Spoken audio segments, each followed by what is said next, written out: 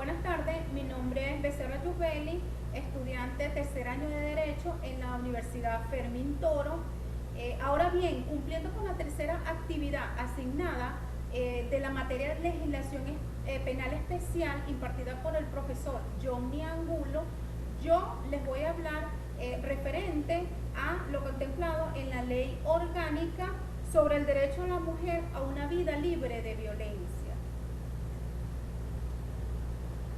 Prosiguiendo, leo textualmente las preguntas y interrogantes aquí planteadas. Primero, explique detalladamente la diferencia y relación entre las medidas de protección y las medidas cautelares establecidas en el Código Orgánico del Derecho de la Mujer a una vida libre de violencia, en cuanto a su naturaleza jurídica, oportunidad procesal, objeto o finalidad. En este mismo punto se realizará un análisis sobre la flagrancia establecida en la ley especial y en el Código Orgánico Procesal Penal, citando conjunto un criterio jurisprudencial.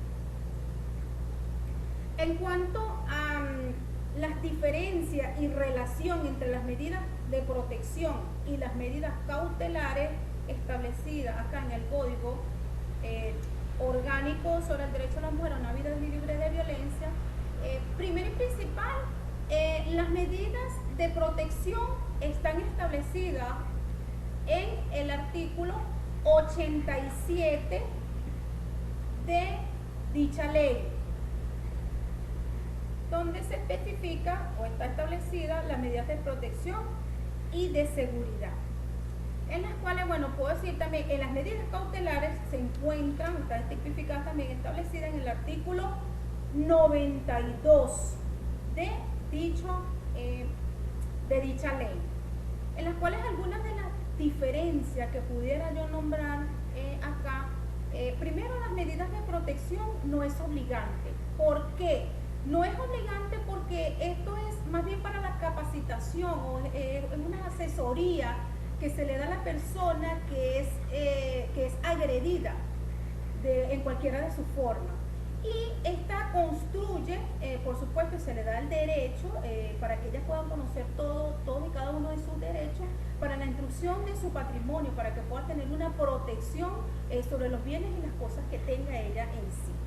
En cuanto a las medidas cautelares, bueno, no es obligante, porque sí es obligante, perdón. En cuanto a la medida de protección, no es obligante. En cuanto a las medidas cautelares, sí es obligante. ¿Por qué? Porque la dicta el Ministerio Público.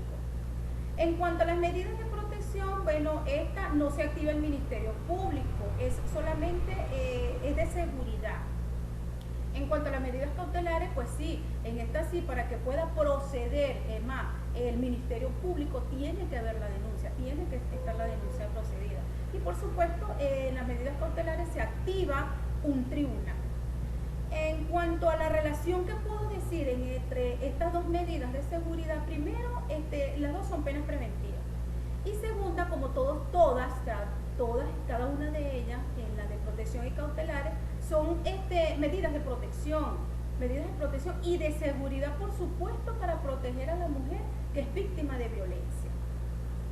En referidamente, bueno, puedo acotar también, puedo traer en sí, de que las medidas de seguridad, en todas las medidas de seguridad, a los autores de determinados hechos presentan particularidades en sí que los hacen esto como un delito imperfecto,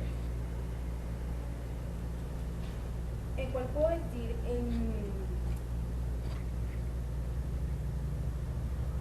en cuanto a su naturaleza jurídica y oportunidad procesal. En cuanto a su naturaleza jurídica, esta ley, la ley orgánica sobre el derecho a la mujer a una vida libre de violencia, es una ley especial, por supuesto, una ley especial que sanciona, que penaliza al agresor y protege, por supuesto, a la mujer y a su patrimonio. ¿Y dónde procede ella? Ella procede del Código Penal, que a su vez y su aplicación que proviene o es del Código Orgánico Procesal Penal. Por supuesto, todas y cada una de estas leyes, la ley especial y estas dos leyes, por supuesto vienen arraigadas, o su principal, la principal, que es nuestra Carta Magna, que es la Constitución de la República Bolivariana de Venezuela. En cuanto a su oportunidad procesal, ya que esta es a través de nuestro Código Penal y su aplicación del Código Orgánico Procesal Penal, la ley de la mujer en la ley de la mujer acá se ubican unas medidas cautelares, que si no, en dado caso de que no se cumplan o no están aquí estas medidas cautelares, nosotros aquí tenemos esta parte que dice la oportunidad procesal. ¿Por qué? Porque acá en el Código Orgánico Procesal Penal están contempladas otras medidas cautelares en las cuales también nos podemos ubicar y la podemos atraer en sí en ella. Y por supuesto, acá la vamos a ubicar.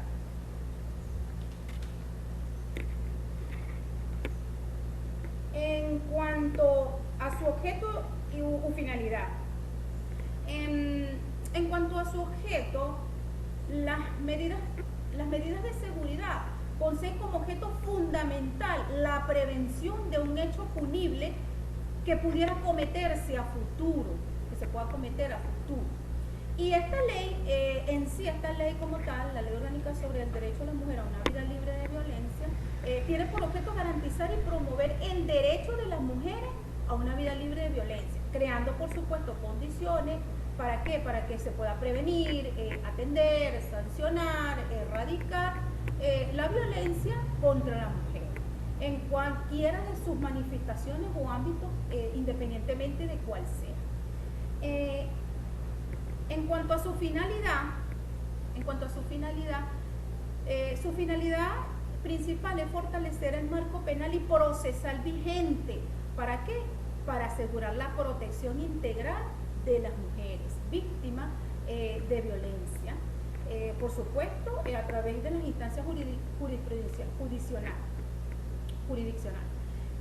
Activando a través, por supuesto, que se activan a través del Ministerio Público, como también establecer y fortalecer medidas de seguridad y protección y medidas cautelares, por supuesto, que garanticen todos y cada uno de los derechos de la mujer, que ella tenga que conocer en sí como tal.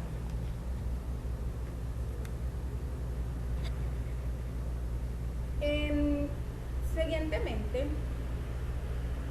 haré un análisis breve sobre la flagrancia que está establecida en la ley especial y la ley en el Código Orgánico Procesal Penal. Y luego citaré un criterio jurisprudencial. Primero, en la Ley Orgánica sobre el Derecho de la Mujer a una Vida Libre de Violencia, que en su artículo 93,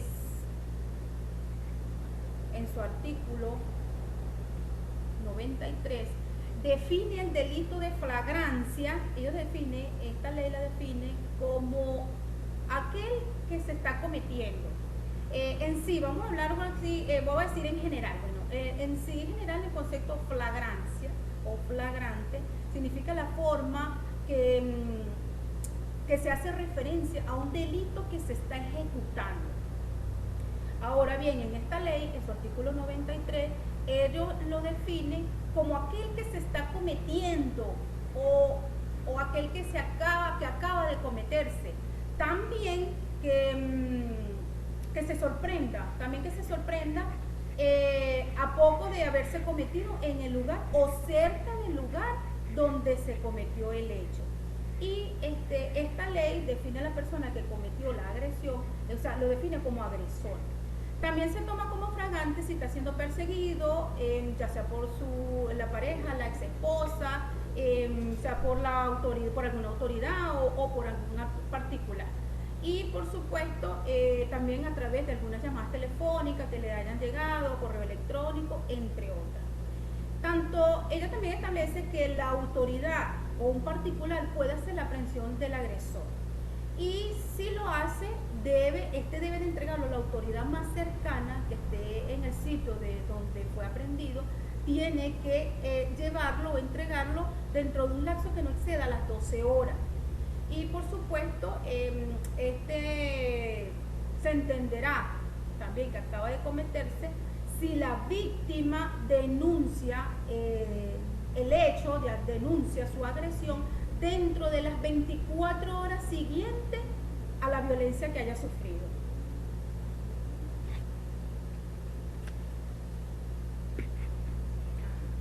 En cuanto a el Código Orgánico Procesal Penal, seguidamente, por en la cual está establecido en su artículo 234, donde habla sobre la presión en fragancia, en él establece que este delito, igual o parecido al de la Ley Orgánica sobre el Derecho de la Mujer a una vida libre de violencia, en donde lo establece también, lo tipifica, es aquel que se trata o que se está cometiendo o el que acaba de cometerse o que se sorprenda a poco de haberlo cometido en el mismo lugar o cerca del lugar donde cometió el hecho o donde ocurrieron los hechos.